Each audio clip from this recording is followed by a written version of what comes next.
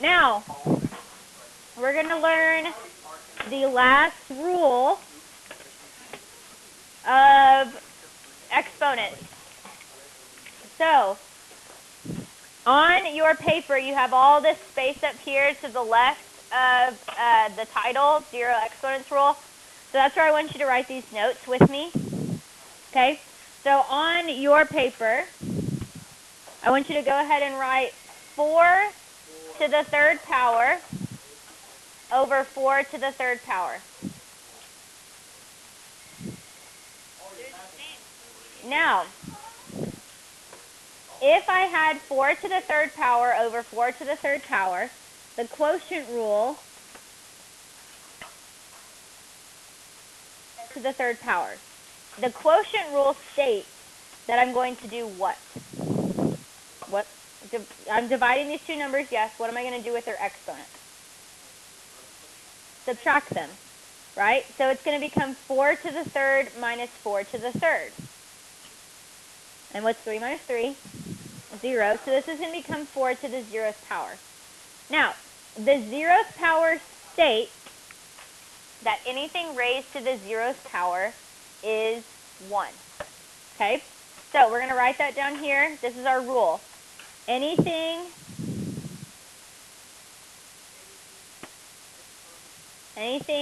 raised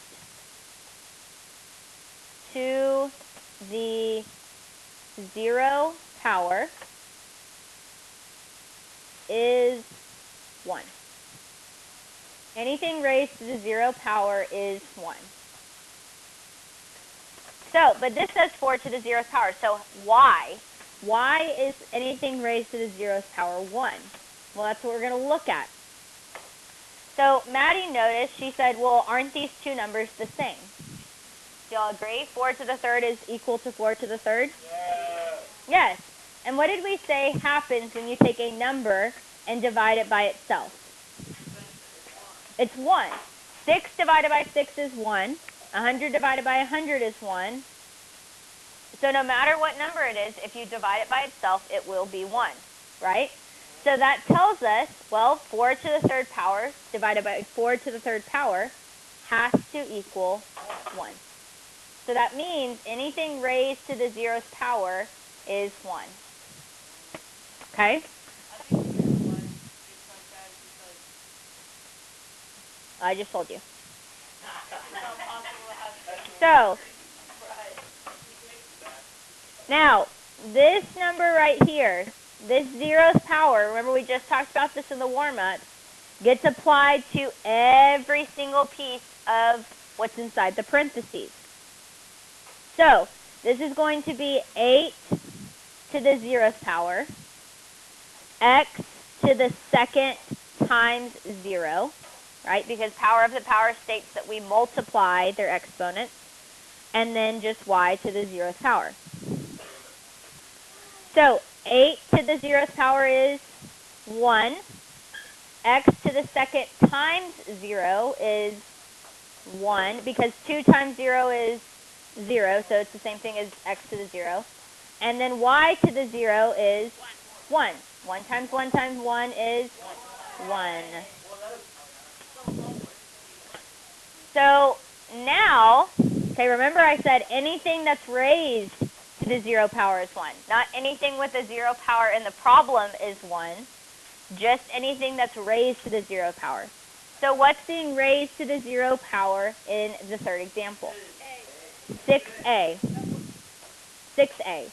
So inside the parentheses is going to become 1. But what do we have that's still left outside? That negative sign. It doesn't go away, right? The negative sign was not included with the 0 power. It got left outside. So it still remains. So that makes our problem -1, equal to -1. Okay? When that negative sign gets left outside, like it did, and like you'll see on different problems and review problems and stuff like that, it will make that problem equal to 1. All right, what about a to the 0th power? What is that going to equal? 1.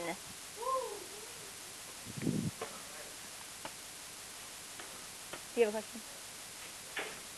No? Okay. All right. Now, number 3, A, B, and C. All right, I want you to try A, B, and C by yourself. Yeah. All right. A, letter A. What is being raised to the 0th power? 3x to the 3rd power, to the power of 3. Very good. So, what's inside the parentheses gets raised to the 1, or gets raised to the 0th power, so that becomes 1. But we still have that negative that gets left outside. So that's equal to -1.